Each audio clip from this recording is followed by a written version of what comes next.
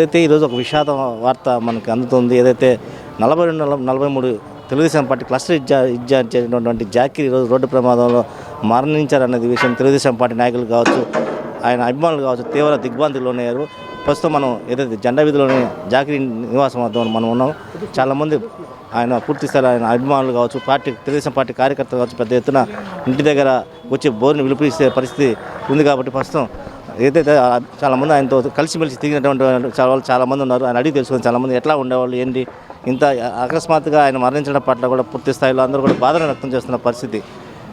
ఒక్క నిమిషం మనం అలా అభిమానులు ఉన్నారు, ఇంటి వద్ద భారీ ఎత్తున ఉన్నారు, చేరుకుంటున్నారు. ఇప్పుడే మినిస్టర్ నారాయణ కూడా వెళ్ళి హాస్పిటల్లో పరామర్శించారని కూడా వస్తున్నాయి. ఈ నేపథ్యంలో ఏదైతే షమీబాయ్ నుంచి ఉన్నది ఆయనకు ఉన్న అనుబంధం ఏంటి, అసలు పూర్తి స్థాయిలో ఆయన చనిపోవడం చాలా బాధాకరమైన విషయం. చాలామంది తెలుగుదేశం పార్టీ నుంచి కార్యకర్తల అభిమానులు కావచ్చు పెద్ద ఎత్తున బాధపడుతున్న పరిస్థితి. ఎలా ఉండేవాళ్ళు మీతో?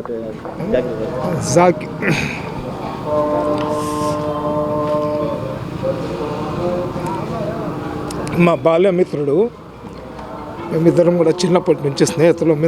మన ఏజ్ గ్రూపే, ఇద్దరం కలిసి చదువుకున్నాం. ఇద్దరం కూడా కలిసి చాలా బాగా ఉండేవాడు. ఒక పసిబిడ్డ మనస్తత్వం అతనిది.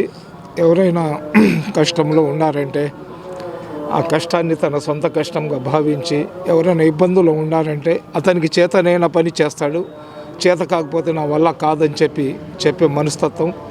అదేవిధంగా తెలుగుదేశం పార్టీ అంటే ఎక్కడ లేని అభిమానం.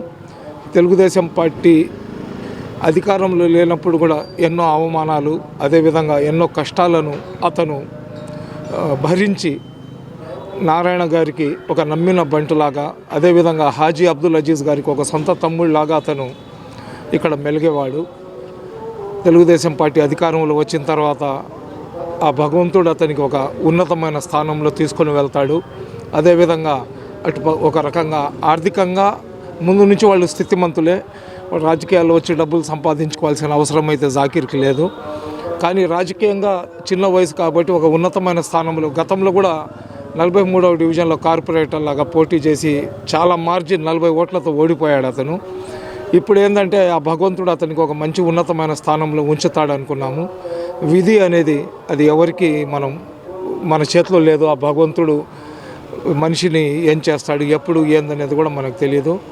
కానీ అల్లా సుబ్హాన తాలా ఈరోజు షబే మేరాజ్, ఈరోజు అతను చనిపోవడం, మాకు దూరం అవ్వడం, ధార్మికంగా ఇస్లాం ప్రకారం కూడా షబే మేరాజ్ రోజు ఎవరైనా కానీ మరణిస్తే వాళ్ళకు అల్లా స్వర్గంలో స్థానం కల్పిస్తాడని చెప్పి మేము నమ్ముతాము, విశ్వసిస్తాము.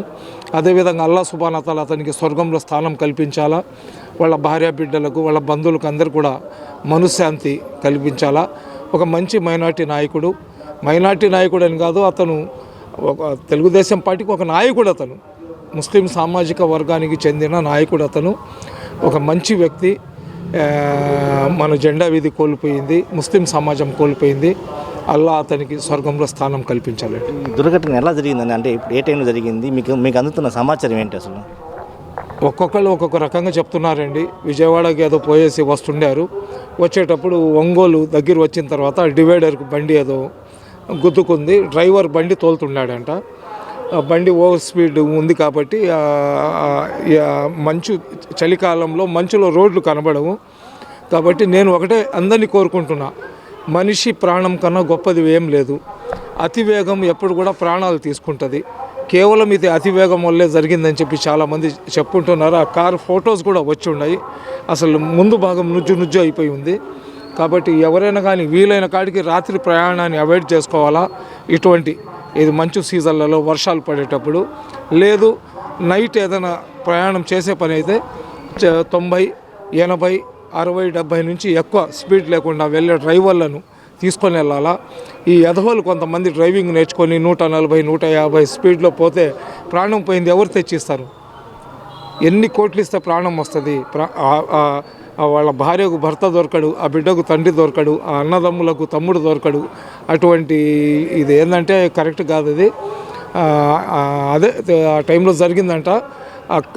ఆ యాక్సిడెంట్ జరిగింది కూడా నెల్లూరులో ఎవరికి తెలియదు.